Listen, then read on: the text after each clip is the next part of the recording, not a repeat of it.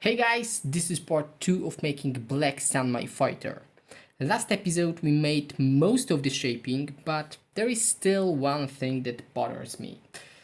Those black marks are the slack from the forging, and honestly, I hate those.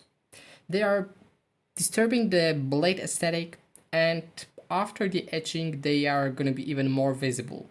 So thanks to the very thick scales, I can make some texturing on this surface. Also, I think at the end it will make some cool effect after the etching.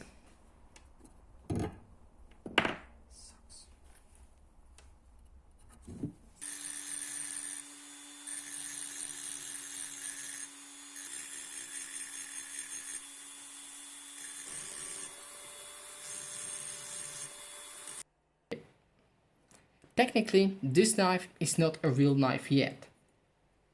It's not hard yet, so I'm starting from normalizing cycle, and believe me or not, many makers have big problem with it. They don't know in what temperature they should make their cycles and basically how to make it properly. And my recommendation is just make a tests. I always do because there is always some scrap steel you can use to make tests. It gives more than 1000 words. Trust me.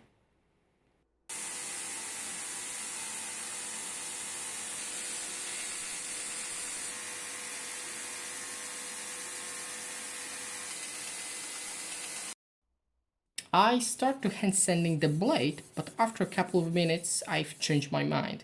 And there's one reason why. The plunge line looks absolutely horrible compared to the rest of the knife. It's not consistent and it cannot stay that way. In case of art knife, the shortcut is not an option. Sometimes you need to go few steps back to make it more clean.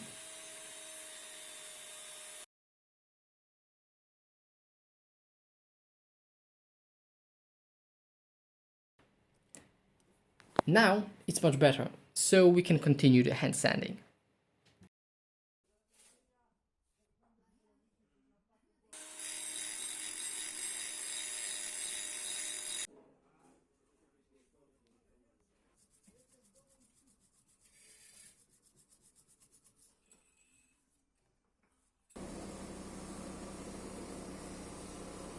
Because I didn't have a brass bar big enough to make the right spacer, I made a temporary one.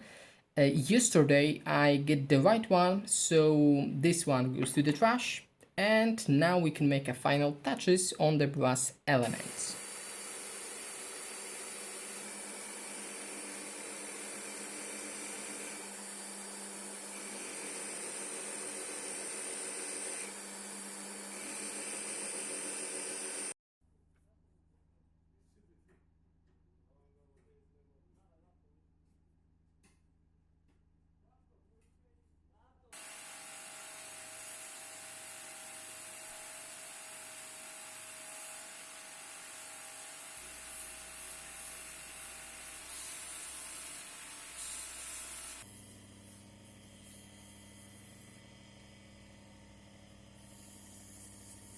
I left extra material on the nut to make unscrewing and screwing easier, so now I'm removing it and make a final polish.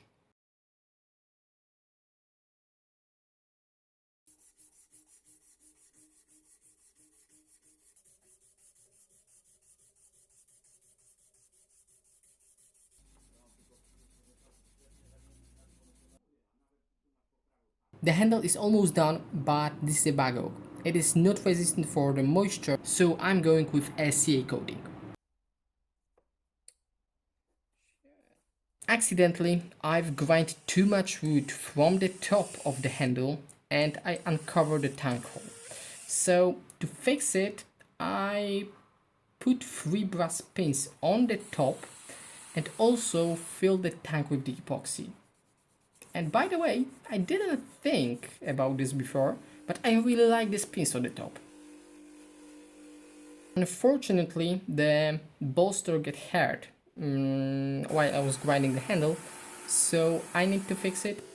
But luckily, it is not a big deal. This is just almost invisible scratches. So, all parts are shiny and polished, so I can separate the spacer and the bolster and start preparing the steel for the bluing process. Important thing, if you make ferric chloride etching or bluing or hot bluing, don't use acetone at the last step before you put the parts into the solution.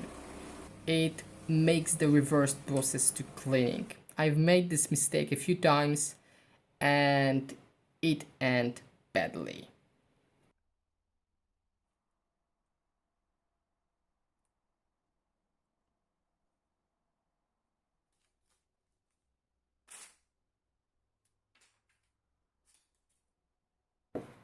So guys, the knife is ready and I'm very happy with the final result.